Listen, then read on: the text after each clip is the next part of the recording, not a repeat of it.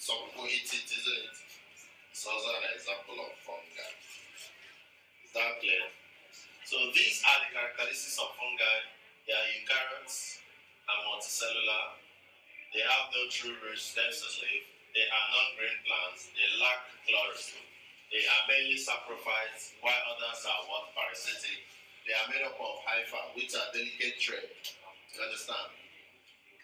They are found in most environments. They reproduce asexually by means of spores. And examples of fungi are rhizopus, mucor, mushroom, penicillium, and yeast. Penicillium, yeast, rhizopus, mucor, and mushroom are examples of fungi.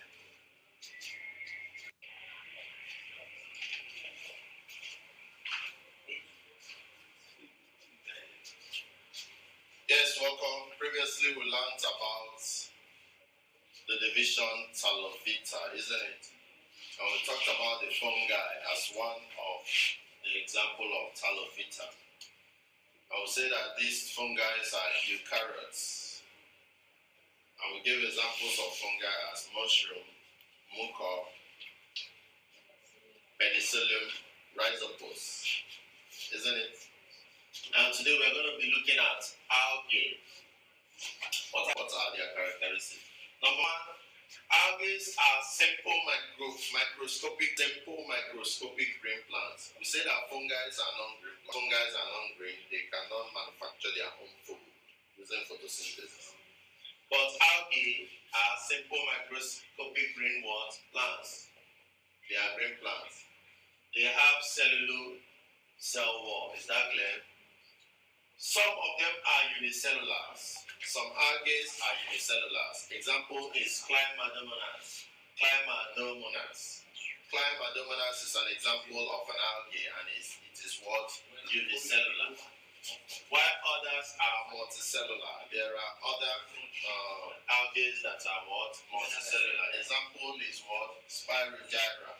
Example of a multicellular algae is Spirogyra. They have no true roots, stems, and leaves. Just like fungi, algae don't have true roots, stems, and what? Leaves. They are mainly aquatic plants. They are mainly what? Aquatic plants. That means the red areas, isn't it? Algae are mainly autotrophic plants. Autotrophic plants. What is the meaning of autotrophic plant? It's its own food. It is said to be what? Autotrophic. So algae can synthesize their own food. Why? Because they are green plants. You understand? They have chlorophyll. So they can use photosynthesis to synthesize their own food. Is that clear? They are filamentous. They are what? Filamentous. That means they are made up of filaments. Isn't it? They have no specialized reproductive organs.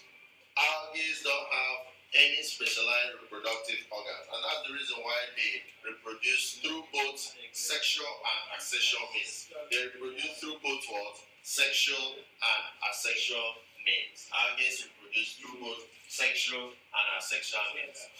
Now, algae. What are the animals that are algae? Examples. Number one is Cladomonas. Give me another example of an algae. Bullbox is another example. Give me another example of an algae. Cladomonas, bullbox. Diatoms. Well, diatoms are also examples of algae. Another example is what? Euglena, and what? Spirogyra. Euglena and Spirogyra are also examples of what? Algae. Euglena and what? Spirogyra, as well as what? Climadomonas. Is that clear? All these are examples of what? Algae, which is under what division of plants? Under what division? Tclassified. Under what division? Under what division? Tclassified.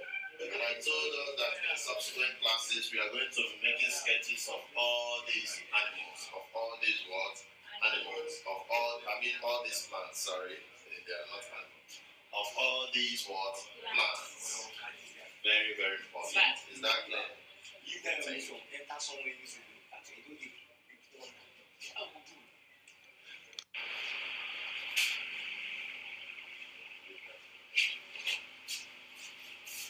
Yes, welcome. Today we are going to be learning about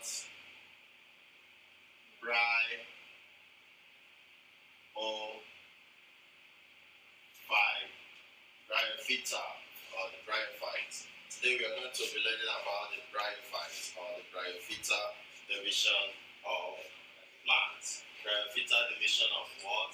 Plants. What are the characteristics of these animals? These you know them when you see them. Number one is that they are complex multicellular green plants. They are green. Is that clear? They are multicellular. They are made up of unlike the schizophytes. Is that clear? They are complex multicellular green plants. Their cells are differentiated into tissue. You understand? They are made up of tissue. Their cells are differentiated into tissues. They lack true roots, stems, and leaves. Just like the previous groups that we looked at. Most of them lacked through roots, stems, and leaves. You understand? But then, they have structures that resemble these roots, stems, and what? Leaves. They are non-vascular plants. They don't have vessels. You understand? They are non-vascular plants. They are non-vascular plants. They are usually found growing in moist places. You understand? Places where there is water, moist, wet places. That's where you find bryophyta. Some bryophytas or bryophytes are terrestrial, while some are what? Aquatic. What's the meaning of that statement? Some of them stay on top of the land, whereas some stay inside the water. Some are terrestrial, while some are what? Aquatic. They exhibit asexual reproduction using their what? Spores. They exhibit what? Asexual reproduction using their what? Spores. So these are the characteristics of what? Bryophyta, a division of the animal or plant what? Kingdom. Is that clear? Which plants fall under this group? Can you give me an example of the plants that fall under this group? Which plants fall under this group? Here you talk about the what? The mosses and liverworts. The what? Mosses and liverworts. So these are the animals that fall under bryophyta, and they have these characteristics. You understand? Every mosses and liverwort that you see have such characteristics as being complex and multicellular green plants. You understand? Mosses and liverworts are always multicellular green plants. Their cells are differentiated into what? Tissue. They lack true roots, stems, and leaves. But they have structures that actually resemble them. They are non-vascular plants. They are usually found growing in most places.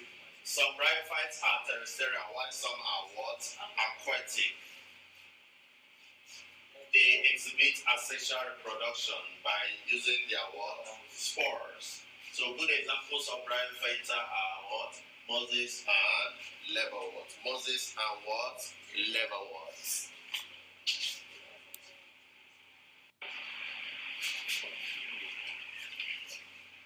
Yes, welcome. Today we're going to be learning about the pteridophytes. The pteridophytes. Or the pteridophyta division. The pteridophyta what? Division. The pteridophyta.